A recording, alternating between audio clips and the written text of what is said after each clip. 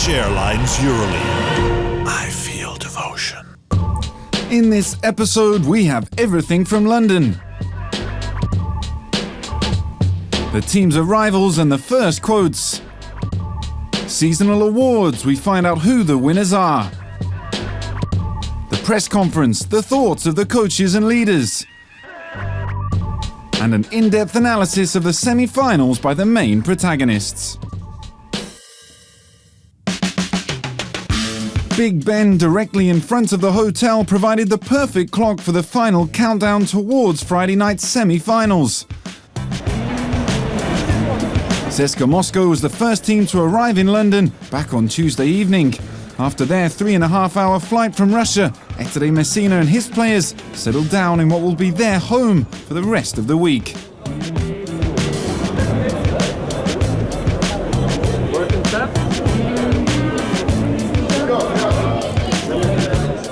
Great hotel, everything's great here around our team, and our families come and our fans will come here, and I think for us will be good if we stay mental good and if we think about only the game, not only this around the basketball.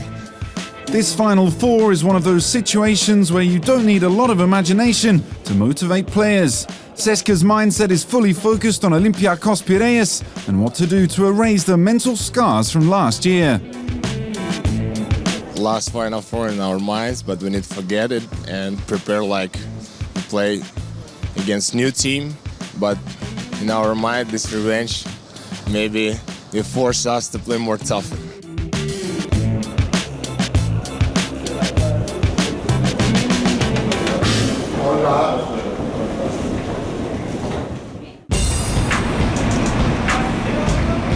The following evening, the defending champions Olympiacos arrived. The Greek side wants to shock the world of basketball again. Everybody talks about their triumph from last year, but now it is time to move on to another challenge. I'm happy that we achieved something special and very big for our team. But you know, I forget this, and I came here to do my best and to qualify in the final. Good vibes for the champions who were welcomed at the hotel by some of their passionate fans. The players were full of smiles for them, but in the back of their mind they were still thinking about how tough the semi-final will be. It's a very big team, very experienced, they have talent, but if we play smart and control the rhythm, we have chance. It was finally time for the players to get their keys and rest a little before their dinner. However, there's some magic even in those moments when some great friends and Euroleague legends in the making can meet and greet in a friendly atmosphere. This is what the Final Four is all about.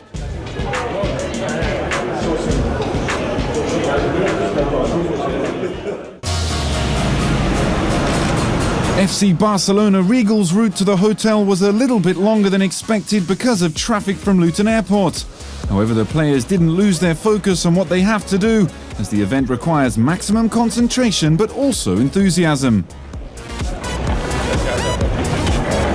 The Final Four is a pretty exciting thing, and obviously to be playing a pretty long-term rival is something that you can't really ask much more for. So it's going to be a great game, and hopefully we can come out on top.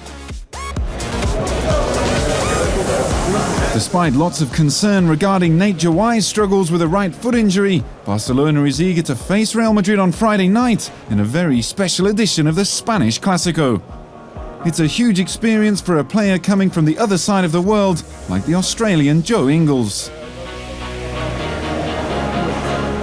I remember my first year in Granada watching the games, and to be a part of it is something pretty special. And obviously we've won and lost in the past, and it's always been great battles really since I've been here.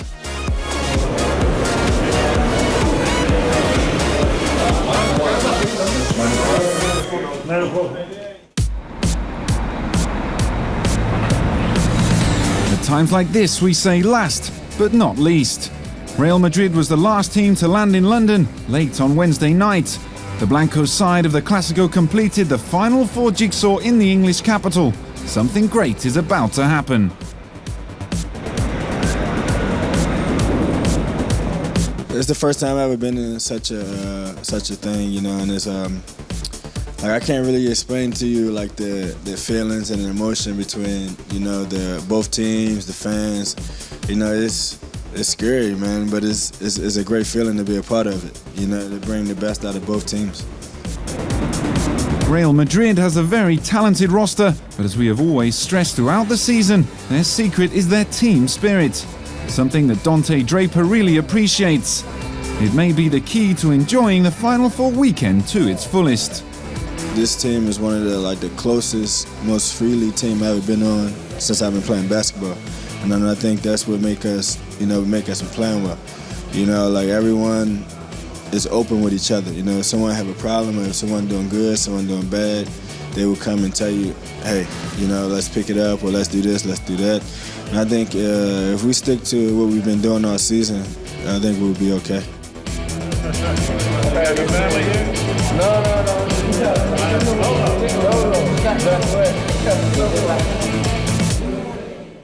We're going to start with the FS Pilsner Euroleague Awards ceremony because after some 250 games over the last 7.5 months of the season, featuring 24 teams from 13 different countries, it comes down to just 4 final games. Our first award is the Alfonso Ford Top Scorer Award. It's Bobby Brown for Montepaschi Siena.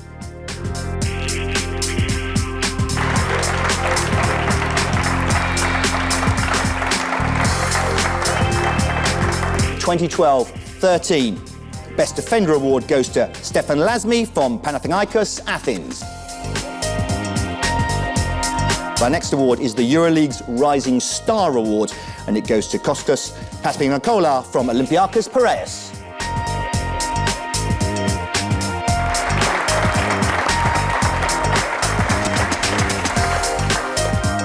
And the first of our 5 all-Euroleague first-team players is Dimitris Diamantidis from Panathinaikos Athens. Rudy Fernandez from Real Madrid.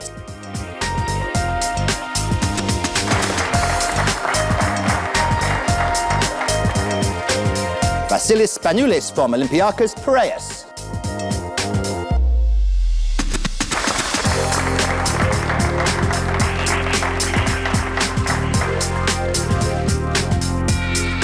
And our 4th all-Euroleague first-team player is Ante Tomic from FC Barcelona Regal.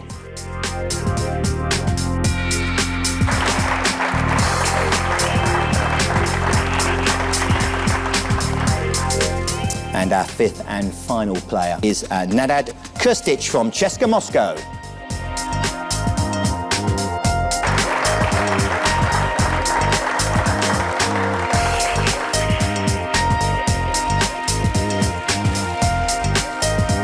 The most valuable player for the 2012-13 season, the one that any manager, coach or fan wants within their roster of players. And to make the presentation, please welcome up onto the stage the CEO of bwin.party Digital Entertainment, Mr. Norbert Tuffelberger. And our winner of the bwin MVP for the 2012-13 season is Vasilis Spanoulis from Olympiakos Piraeus.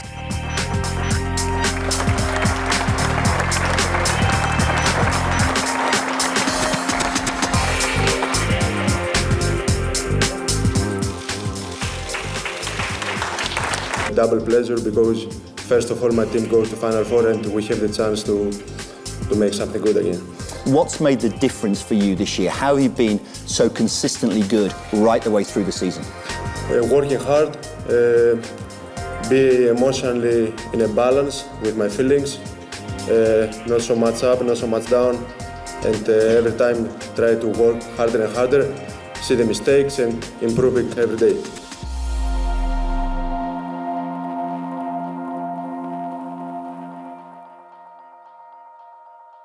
All our 4 teams, Real Madrid, CSKA Moscow, FC Barcelona Regal and defending champions Olympiakos Piraeus, all represented. Can I now invite Euroleague's basketball president and CEO, Mr. Jordi Bertomeu. Welcome to our 2013 Turkish Airlines Euroleague Final Four. We are very proud and excited to be here in the City Hall. It's the first time that an international club basketball competition played its final games in UK. And now it's my pleasure to give the floor my friend, the CEO of Turkish Airlines, Mr. Temel Kotil. It's honor for us to sponsoring that Turkish Airlines Euroleague for the years and coming, hopefully. Thank you. Let me now introduce our players and coaches. Thank you for being with us once again. So let's start with Real Madrid's Rudy Fernandez. Creo que llegados a este punto, para mí es Up to this point, it is the first time that I experience a Final Four. Having the chance to win it is very beautiful, an experience we will never forget. que no vamos a olvidar nunca. Real Madrid's head coach, Pablo Lasso. Espero que mañana, como I hope that we'll be able to beat Barcelona, knowing that we face a great team and that the four best teams in Europe will compete against each other this weekend. For FC Barcelona Regal, one Carlos Navarro.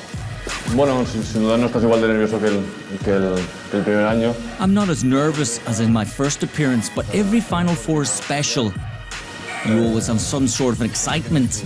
On the other hand, in my personal case, it's my 7th Final Four. But you have more responsibilities every year to do well. Head coach Xavi Pascual. A Clásico in a Final Four environment is something truly special, and that is the way we will experience it. We will try to make everyone that can watch the game enjoy it. For Olympiacos Piraeus, Vasilis Spanoulis. The thing that we are here again is a very big thing for us, and we prove that we didn't be also last year by luck, and we prove that we are a very good team, and that this team can achieve a lot of things. Olympiacos head coach Yorgo Bartzokis. Without a doubt, this is my biggest challenge so far. When I decided to become the coach of this team, I knew it would be a difficult task. This is a crowning moment for my team, which has been to 4 Final Fours in the last 5 years. This year we have many Greek players. Last year we won. And as Vasilis Spanoulis said, this is the most difficult season. It's very difficult to defend the title. Moscow, all Euroleague first team member Nedad Kristic. I learned how to lose the game, in last second shot. It's for my team and for myself. It's just bad memory, but I can say also I learned how to prepare myself physically, mentally.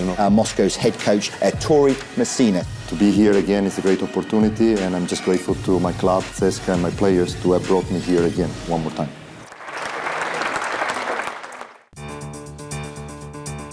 Everybody in London was fired up on the eve of the first tip-off of the 2013 Turkish Airlines Euroleague Final Four. All the fans, as well as everyone involved with the games, players, coaches, clubs and media members. Everybody was focused on that one moment when the ball leaves the hand of the referee to finally get the event underway. The much-anticipated rematch of the last championship game was a big focus in all the pre-game discussions, and all the players were expecting a mammoth battle between the defending champions Olympiacos Piraeus and CSKA Moscow, the pre-match #1 favourites to take the title this year. We have to enjoy this Final Four, we have to enjoy this game, and to go there, to celebrate, to be fresh, to play one game 40 minutes against CSKA as concentrate as we can, and that's all. We don't have to go there with pressure. Sonny Weems wasn't there last year, but he knows how special this semi-final is for his club and his teammates. They're reminded every day of it, especially when we play a EuroLeague game and they show the EuroLeague highlights from the game with Olympiacos raising the trophy. So it's a big reminder every EuroLeague game of who won that game. And I don't think my teammates want to go through that again. And my job is to make sure that I do whatever it takes for them not to go through that again. According to the media analysis, Olympiacos are strange champions. Not because they didn't deserve their victory, but because it was so unexpected that not many pundits and experts of the game give the Greek side much of a chance to repeat their success this time round. But being the underdog is a funny situation for the Reds. A lot. Everybody say that. I heard that also Coach Messina say that they're gonna win. They're the favorites. It's good for us to go as underdogs, you know, to try to play against one of a great experienced team that have great coach also. It's good that we're going as underdog, you know. We don't have nothing to lose. The pressure will be on their side. We're gonna do our thing like last year. Go there and enjoy the game. I think as a team, we're very, very comfortable in the role of being the doubter, being doubted and being the underdogs. I mean, that's the role. That's what this team has kind of been branded, the underdog team. I think we wouldn't have it any other way. Pero Antic and Kyle Hines are eager to play against the Russian team, even though they know that their front line is recognized as the best in Europe and their size advantage could be a huge force to deal with. However, Hines is used to hard work and winning despite often being a lot shorter than most centres for much of his career and even before that. Probably never. Maybe like when I was like playing in like juniors or like middle school or something like that. Probably never. I've always been considered the short big guy, the short center. So probably never. I can't remember. Despite the predictions, what we will see is a game between two strong and experienced teams. Plenty of great players and great matchups are to come. For example, look at the small forward position where the Rising Star Trophy winner Kostas Papanikolaou will cross paths with one of the deadliest go-to guys in the competition, Sonny Weems. Me, I'm pretty sure I'm going to watch some film on, but he's going to have to watch some film on me too. And that's one thing that, hey, don't get me wrong, he's a great player and it'll be an honor playing against him. But he's going to see me at my best, and that's going to be tough for him. The power forward position will also be a crucial one. CSKA's own Victor Kriapa is having an outstanding season so far, with a complete contribution to his club also becoming the competition leader in rebounds. He won't be alone though, as we already said, CSKA maybe has the better front line. Along with Victor, there are two centres like Nenad Kurstic and Sasha Kaun. Will they be the key?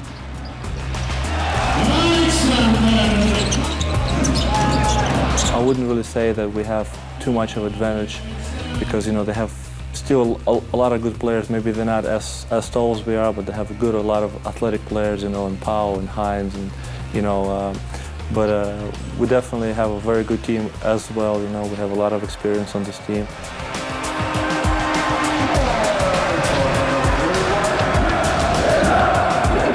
Plenty of great players. But don't forget that in the decisive plays, the ball will be in the hands of those players that have the responsibility of making the right choice, picking the right guy, seizing the right opportunity to win.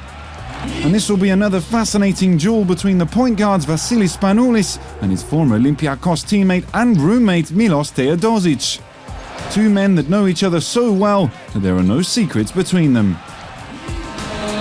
He is not like typical basketball players. He really, you know, think all the time about basketball. He can talk all the time about basketball, and it will be again, you know, really interesting, you know, playing against him.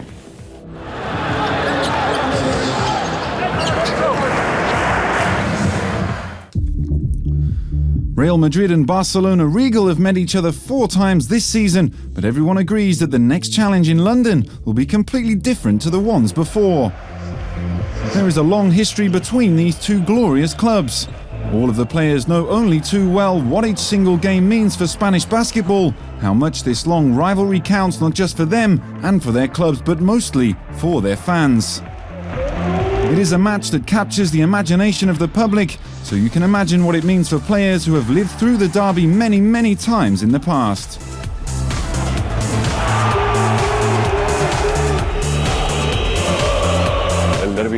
This is a derby, and I think in every country the same thing happens, just like Panathinaikos and Olympiakos.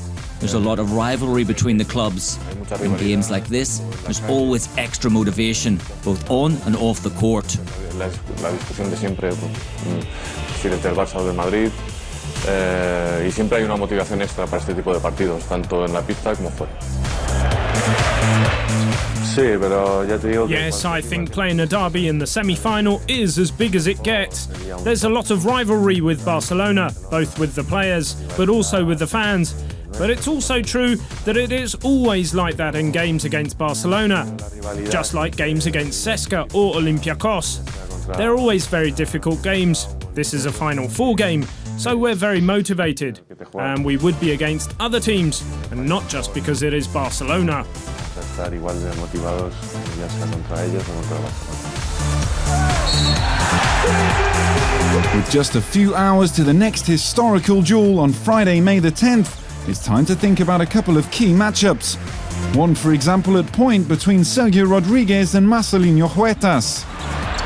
Marcelinho is a great player. We play against each other many times. He's a great passer. He likes to have everybody set, and he take risk with the shots, and he been making tough shots. Last year in the final in the Spanish league, he scored a great three-pointer that set the final. It's always a big challenge, you know. Not only him, also Sergio Llull, two young point guards that have like a lot of talent, a lot of points in their hands, a lot of creativity. And it's always like a big pleasure, you know, when you come to this level, even if it wasn't like against Real Madrid, I would probably be playing against some other good point guard experience as well. The point guards will build, the shooters have to put the chances away. That's a job for Juan Carlos Navarro and JC Carroll. How will they handle their matchup? Defender a Carroll es realmente complicado. No me considero que sea como él jugando. Defending against Carroll is very difficult indeed. I consider myself very similar to him as a player, but I have to say, if he's having a particularly good game, then he's very difficult to mark. We have to stay very focused. You always have to follow him very closely, because you cannot leave him on his own for a minute. But it isn't up to just one player, everyone has to help. The problem that Carroll poses will be dealt with by more than one player. Y tampoco solo hay que preparar el tema de Carroll, hay mucha gente más. The answer is you don't stop great scorers. You don't stop a guy like Juan Carlos Navarro. But the thing that I'll have to try and do is, and our team will have to do, everyone's going to take a turn at trying to guard him. And all we can do is try and make things really difficult on him, make him hard, make him work for his shots, not give him anything just standing, because he's obviously going to make it. So we need to make him work, make everything difficult, and if we're able to do that, make things difficult for him, we'll have a chance. At last, after so many games against each other, what will be the key to winning in London? Every game against them is difficult. And we need to play our best game to win that game. It's going to be necessary to play good defense and also good offense against big guys. We've played games where they played man-to-man all game. We've played games where they come out in the zone for the majority of the game. And we've seen different kinds of defenses. So I guess what I've learned is to not get too set on what they're going to do, because they'll always do something a little bit different. We played many times against them, and I think the small things are going to be very important. We cannot make a lot of mistakes, because every mistake counts over there, and that's the key. One of the keys could be rebounds. In the last game we played against them, we worked really hard on rebounds, taking 47 to their 32, a difference of 15 rebounds. Many of those were in offense. I think this could be a key also, because if we can control the rebounds, then it's easier to fast break. What awaits us is a 40-minute battle full of emotions, joys and sorrows, but only on the floor, of course. La sociedad hace que haya este pique, ¿no?, entre Barça y Madrid. Bueno, y de pequeños. The club wants us to give everything in the game against Real Madrid. Because from our point of view, Barca are the good guys and Real Madrid are the bad guys. But of course, from their point of view, it's the other way around. But aside from this, we're all people. And when you get to know certain people, Some wonderful people like Sergio Rodriguez or Felipe Reyes, who's also the captain of Real and who's a very charming guy. We all know how good these guys are. Obviously, when we're on the court with different colored shirts on, we play until the death. But when we're off the court, we get on well with each other.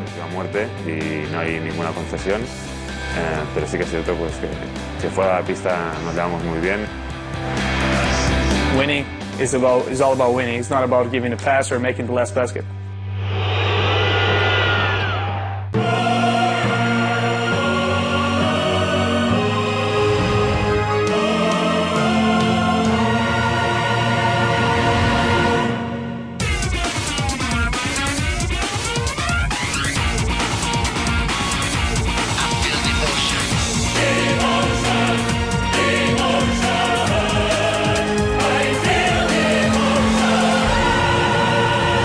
Turkish Airlines Euroleague.